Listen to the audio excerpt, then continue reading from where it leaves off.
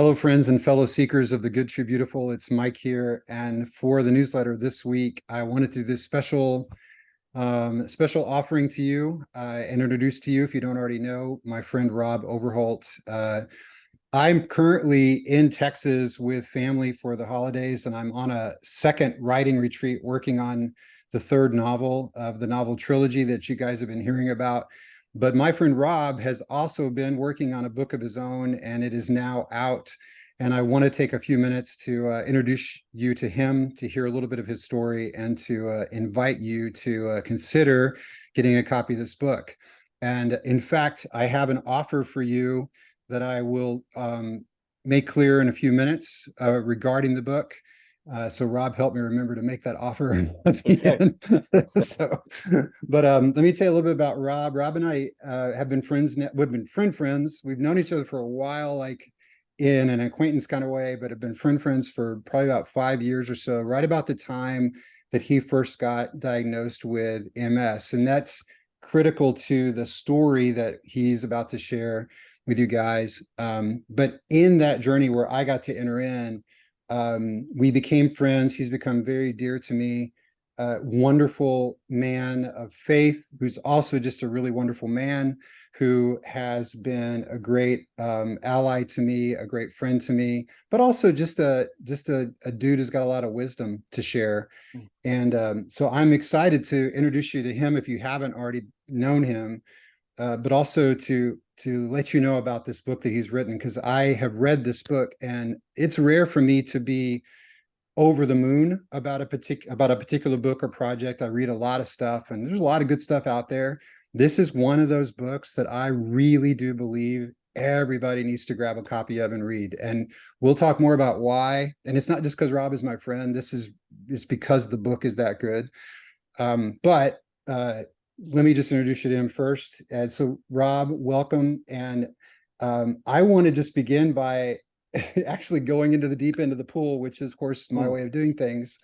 We first met close to the time when you were diagnosed with multiple sclerosis. And I'm curious if you could just tell us, before we even talk about the book, a little bit of the kind of context, the kind of major events that have occurred in the 5 years that led to you writing the book, right? So can you just say a little bit about that, and then we'll go from there. We'll launch off from that.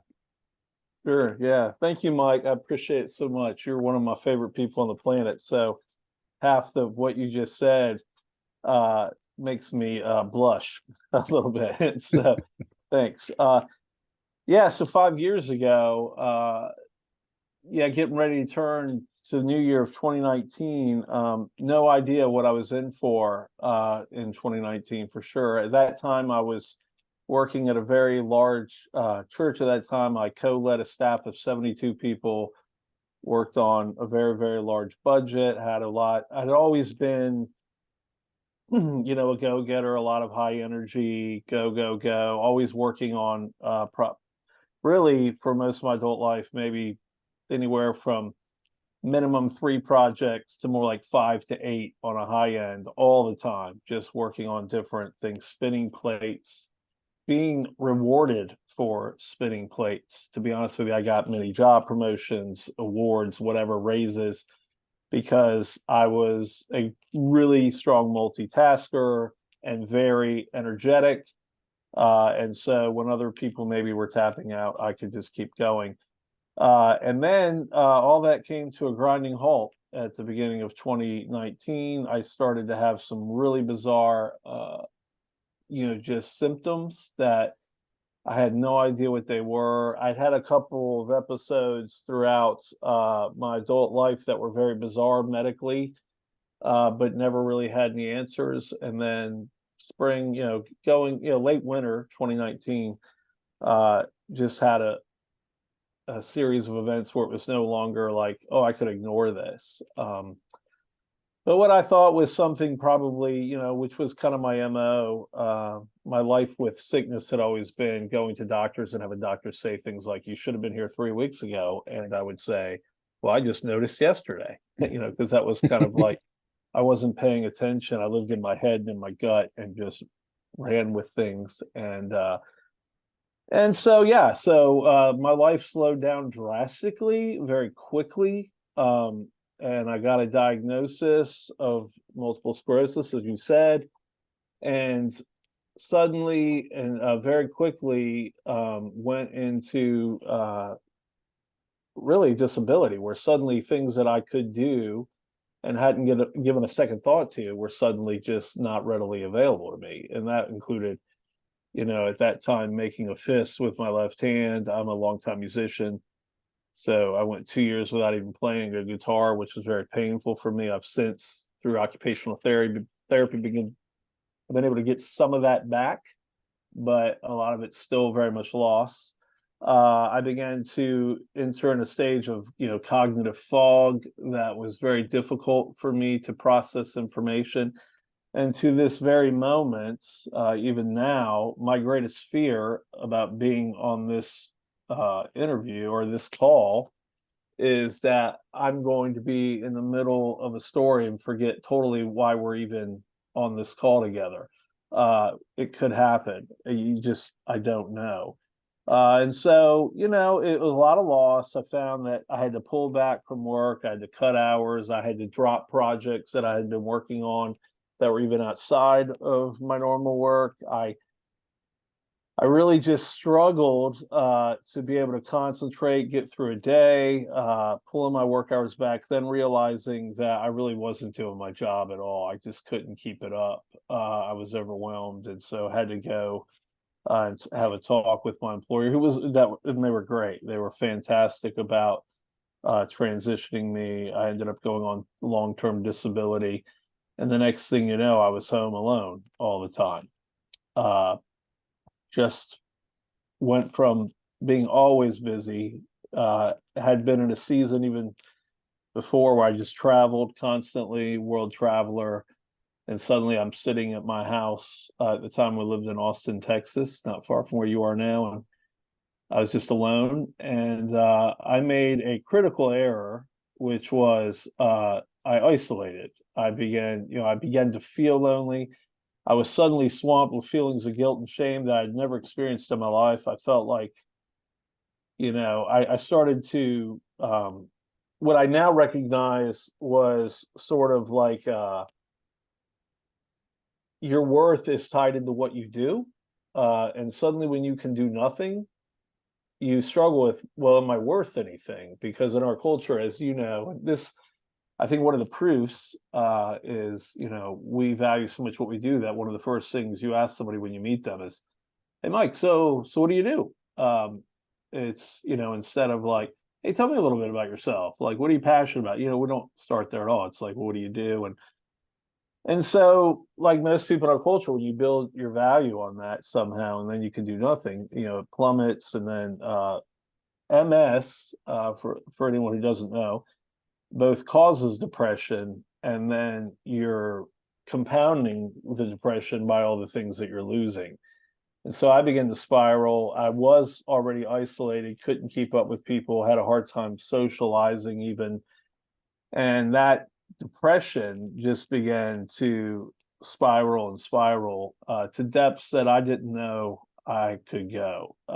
There are many things that I would have swore to you or anyone that I would never experience that suddenly were my entire experience. And so uh, my life, I just began to drown, literally. And loss was basically everywhere, just the loss of just the ability to go outdoors with, like, I couldn't stand heat and still can't. I keep my bedroom at 50 degrees at night. That's not a joke. Like, I know people are always like, no way. And I'm like, no, I'm not kidding. Just, not being able to, just do regular things, becoming unreliable. I begin to feel unreliable, which I've learned since I have an unreliable disease. I'm not unreliable. The disease is unreliable. And that, it's not healthy for me to own the diseases if it's a part of my identity. But I did not have that outlook early. Early I was trying to stay positive and be like positivity could overrun it. It was no match for just all the losses, and suddenly, you're on walking stick. You're using canes and you're using walkers and stuff just to stay upright for fear of falling, and then you are falling, you're injuring yourself, it was a mess. It was a mess. So yeah, I feel like I lost everything. Began to get, I don't know how deep you want me to go, but suicidal tendencies and ideations came into play. Pretty much, I did a lot of damage to the relationship with people around me. Having had trauma in my youth, trauma was revisited to me, and I began to act again like a young boy who was afraid. And Hmm. I began to push people away from me, including my wife, my kids, which is, thank God, literally that damage wasn't irreparable, but there was a lot of damage. So yeah, that has it's been a crazy journey. I began to write. So oddly, I think uh, I communicate better now in written form because I can really think about what I'm trying to communicate and then go back and look at it and say, does this even make sense, or is Yeah. this the Well, proper it's worth saying too, at least for people that might not know, that prior to MS, and it's still true now, but I mean, you were on the stage a lot. You were speaking in front of groups, traveling around.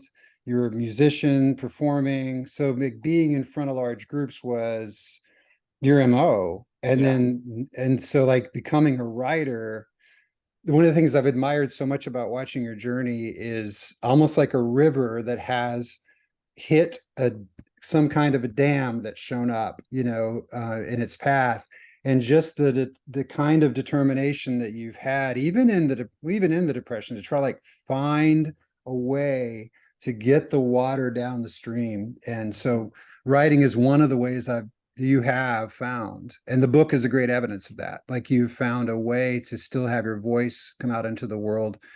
But the very real loss of the career that you actually had nurtured, had grown, had developed, it was yeah, yours. yeah. You work at something for 30 years and then suddenly it just evaporates. Yeah. It's just gone. Yeah. Really relatively quickly. So yeah, the writing became really, it started as just an act of it was cathartic for me to try to get what was inside out, pen and paper, well in this case pad and screen, but uh just that's what I thought at the beginning. My son really helped me a lot at the beginning to try to get some things down, and so yeah, so just trying to get it out of me. And then a couple people got eyes on it and said, this really needs to get to the world. And then I thought, well, gosh, if other people read this, what would I want to communicate? And I decided to just tell the truth.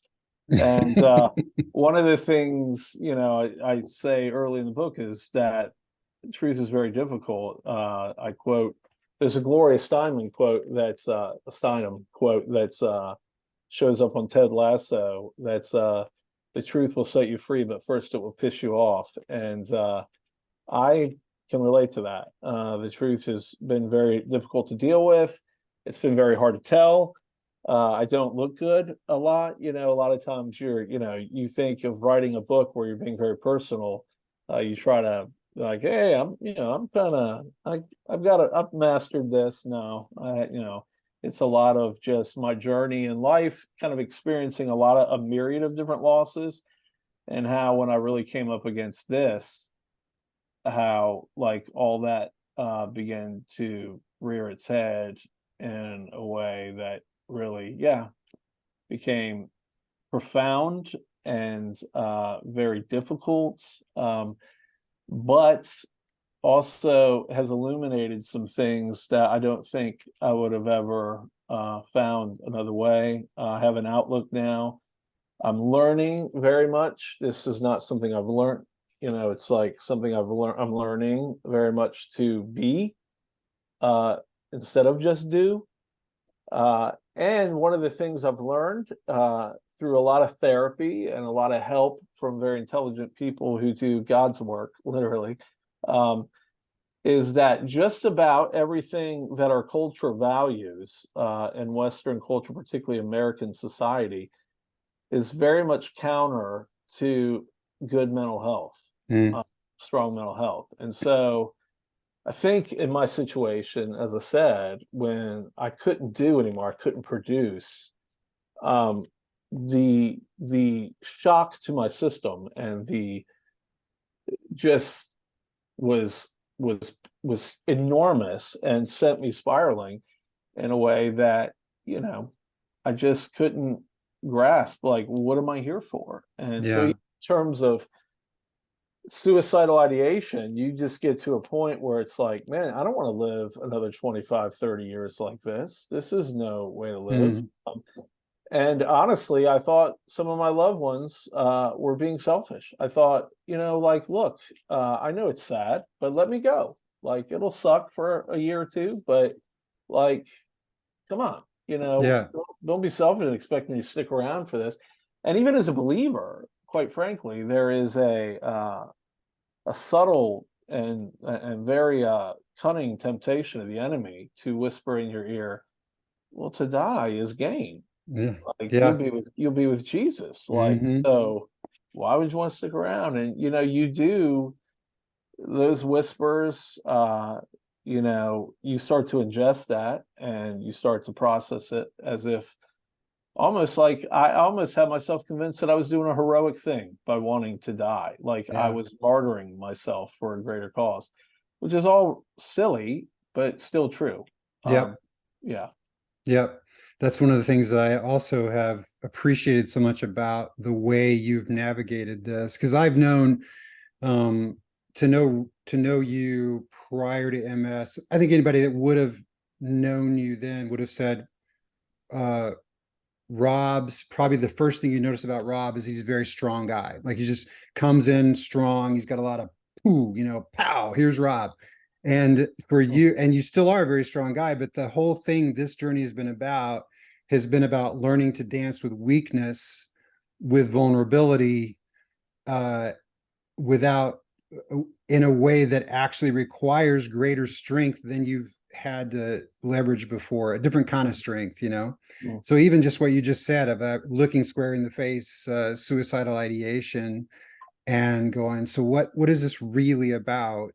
And getting the professional support that you needed to help discern and parse all that out, all of that adds to the richness of the book in terms of not you being the great poobah on the mountaintop, but more like, man, I'm in the mm, valley of the shadow of death, and this is how I'm walking this out.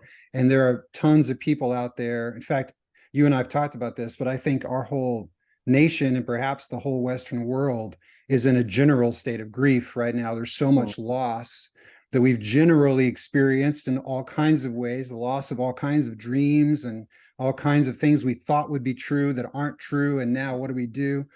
And this book, what you've written about, is almost like a bit of a Sherpa guide, you know, mm. like of how you might be able to navigate this and come out, if not whole, at least wholer Mm. than when you came into it, you know?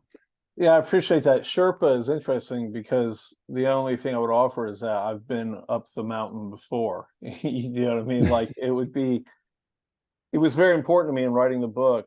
I did not take the position of an expert. I really wanted to share my experience, not my any expertise.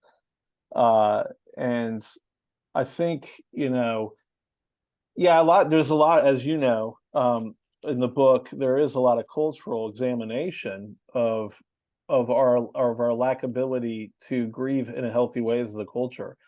We don't do that well. We're not trained for it. We're not taught how to handle it.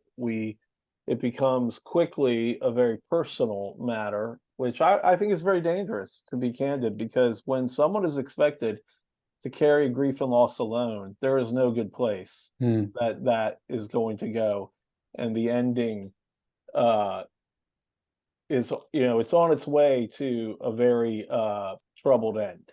Um Yes. but yet it's kind of what we do. Like I spoke to a guy in Colorado who went through a thing with the community. He talks about grief needs a long-term partner, but most well-meaning people drop off quickly. And then he made the most astute observation. He said, in America, we don't know how to grieve. We know how to memorialize, but we don't know how to grieve. And I Wow. just love that, because that is who we are as a nation. We'll build monuments, we'll build statues, we'll build, what in like Washington, there's all the, monuments of Yeah, like, monuments, right? here are all the people that sacrifice and all this stuff. And yet most of the people that are on that wall or whatever struggled with PTSD almost their entire lives and Hmm. never had any resources to handle it. So it's like we value um, survival, and we don't really know how to survive Right. uh, with loss, with grief, which is a very natural part of your life. Nothing goes your way all the time, and it's one of the things in the book. I was trying to set a bit of even early in my life, some things that happened early in my life that were lost to me that had a significant impact on me. But at that time, it's like when people, the kind of the general idea is like you got to just go on as if either nothing never happened, or like you're kind of weak if you can't pick yourself up by your own bootstraps. You're kind of like Hmm. buck up, little camper, and all that. Instead of a sense of like, hey, here's how we communally come together and allow people to lament in a way. The grief's never going to go away. I mean, that's the other thing. This idea in our culture that time, I mean, I've heard all my life, time heals all wounds. Well, that's some bullshit. Hmm. Not true. Not true. There's some things that time will never heal. I would say that anguish that's initially there is acute and it won't last forever. But the grief, the whole, is going to persist. And the greater the loss, like we know, like if you lose someone close to you, a loved one, a spouse, a child, I mean, that kind of grief, you never recover from that. Right. You learn to live around it.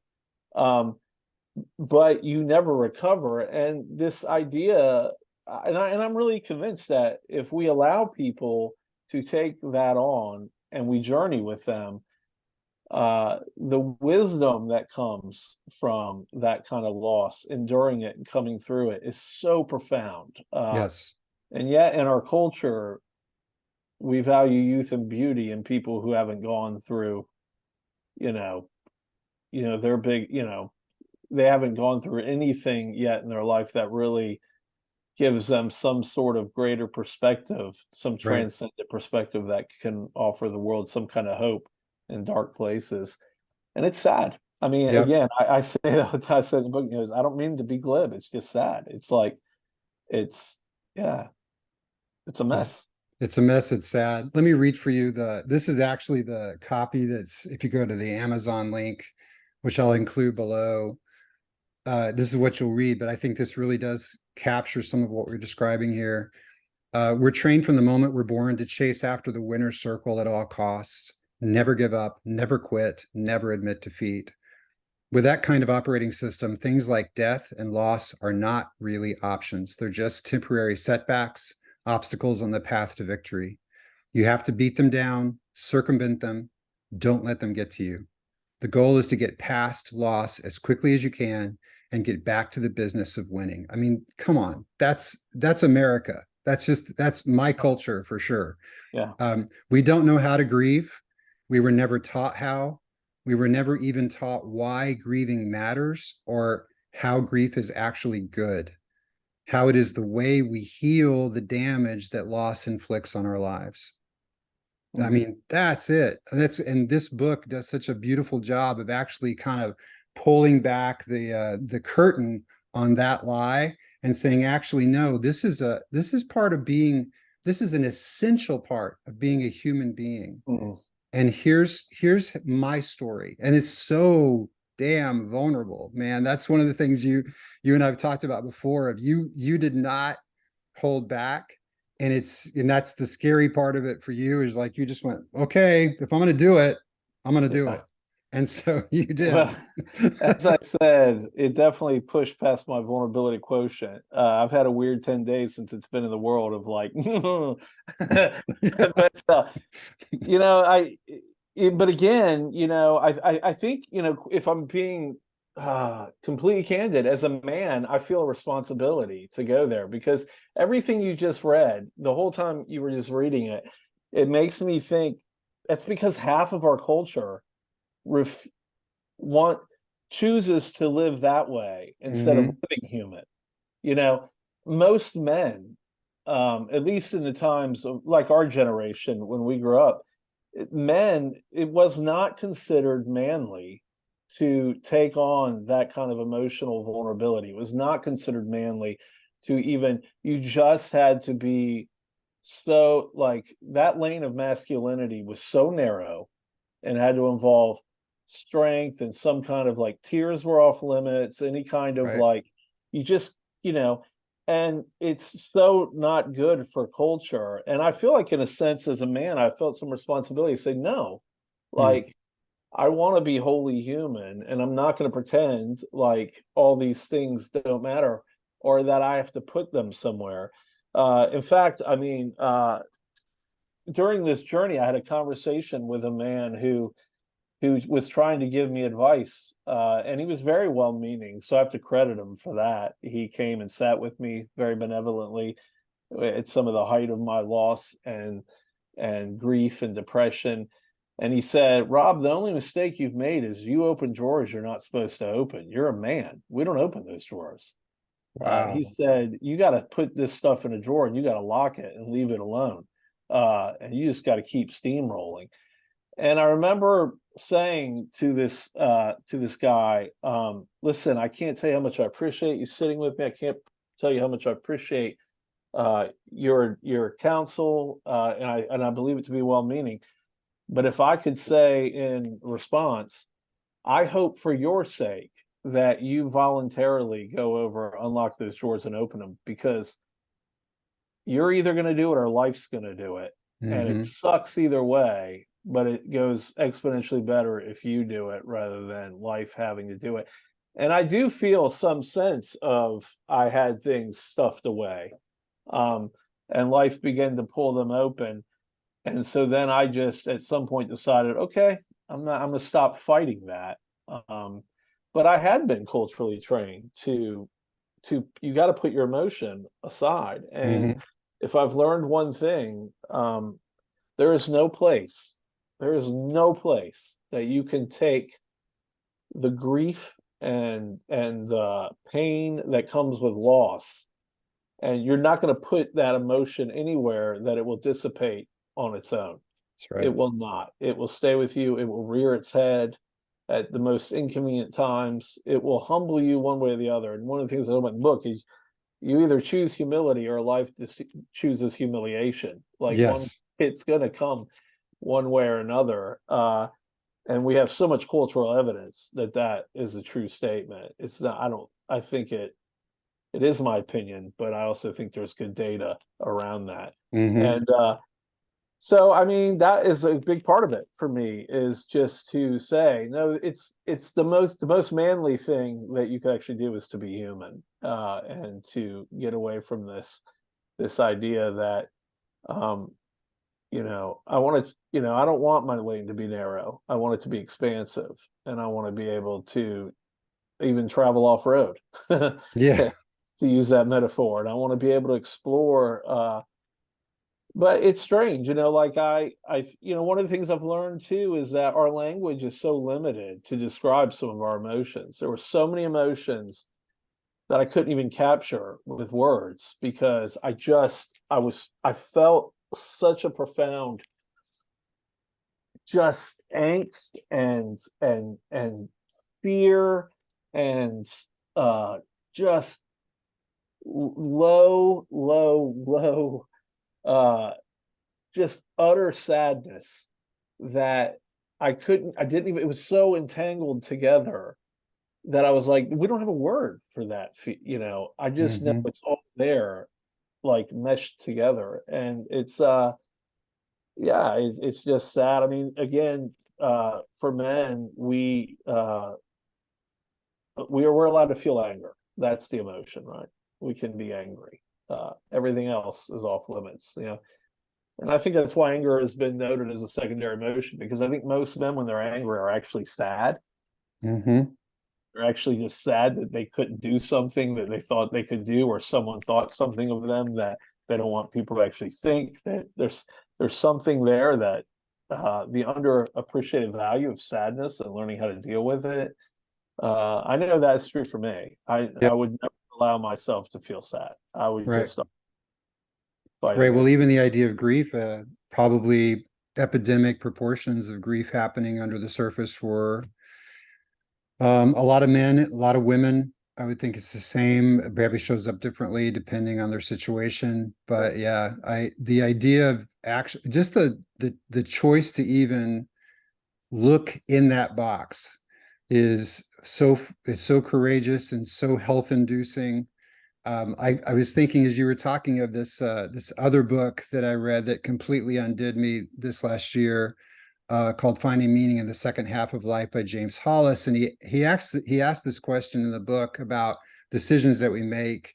And he's like, when you're trying to decide whether to do something or not do something, one of the questions you could ask is, will this decision enlarge me or diminish me? And that's a beautiful kind of question to ask yourself. And it does seem like with this topic, um, yeah, to choose humility, to open the box and choose humility enlarges us. To keep the box shut and choose humiliation at some point of the world's choosing diminishes us and keeps us living in a very small, tight space, right? Yeah. So yes. So that's why that's one of the reasons. Besides, it's really well written. It's got great insights. It's actually pretty. It's a very, despite how thick it is with meaning, it's an easy read. You have Mhm. a nice, easy style to follow, and it's written in vignettes. So it's not like you're kind of slogging through these super long chapters. They're these little vignettes. You can put it down and process that and come back to it, which all that's really great. But it does let you kind of begin to peek into the dark recesses of places that have probably been long shut away, or maybe it's a more recent grief that someone has experienced. But it's just a medicinal. It's like good medicine, this thing. That's part of the reason why I just wanted to make sure that people knew about it, that were in my circle of influence, and also just to encourage people to give it a shot. It's winter. It's the time when many people are kind of picking up books and reading over the holidays. This is a perfect book to kind of read and reflect on. Kind of, where are you grieving? Where are you experiencing loss, or have you experienced loss? Doesn't have to be anything quite as extreme as what you've described, although for many people it might be. So for that reason, the thing that I want to offer you guys is that the first 7 people who just respond to this email and say, I want a copy, and give me your mailing address, I'll send you a copy. So just do that, and it's the first 7 people. So do it now, and if you want a copy, and then I will mail one to you, and hope. And if you do it today, you'll get it before Christmas. So that would be a way that you can just get it in hand. If you prefer, tell me if you prefer Kindle or hardback or a paperback copy. I'll give whatever you like. But yeah, that'd be one way you can get it in your hands. I'd even recommend maybe doing that, and then going ahead and buying a copy for somebody else that that might really would really benefit from reading a book like this over the break. So, anything else that you would want people to know, I guess, about, for you as the author, about this book or about their experience reading it? Anything we haven't touched on? Yeah, I think the one thing I would want everybody to know is that I think I closed one of the little vignettes, as you say, with like, I don't want to escape grief, but I don't want to be a naive volunteer for it either. And no one would, and nor should you want to go out and produce grief just so that you can experience the profound things that come through the other side. But I will say, grief, as much as I've hated these last 5 years, and I have, uh, I know there's a point coming in my life where I'm going to be so grateful having had to go through it. I'm still not quite there.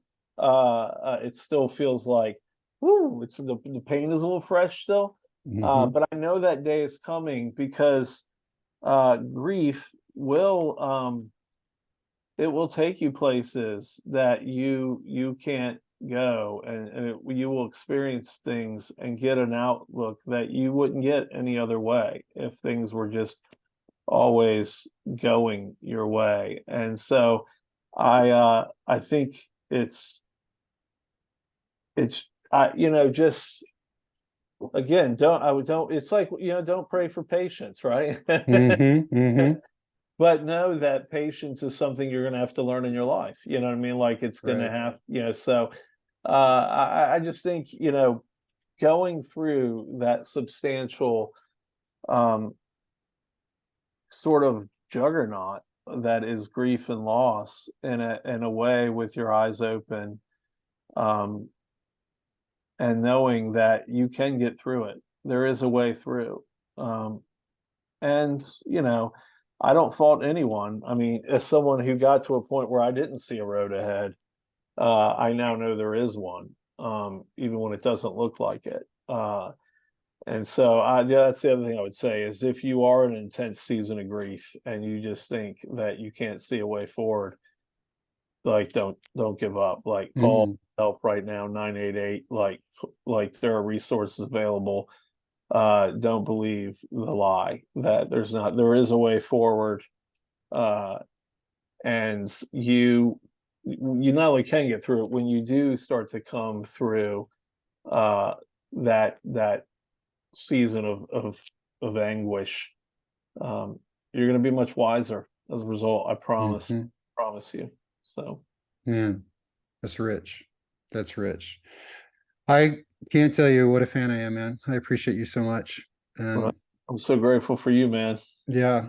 And so guys, I would say one other thing before I sign off is if you do get this book and you read it and you like it, or even if you don't, please leave a review on Amazon or Barnes and Noble. It really does help to get the word out to more people. The algorithm loves it. We gotta serve the machine to some degree to help other people find it. So that would be really helpful. But yeah, that's it for now. Hope you guys have a beautiful holiday. All this, no matter where you are, what you're doing, what you're up to, may it be blessed and full of joy. Yeah, And yeah, open the box. That's my yeah, that's right. open this box. That's So right. all right, brother. Well, We'll thanks, see. Mike. Yep.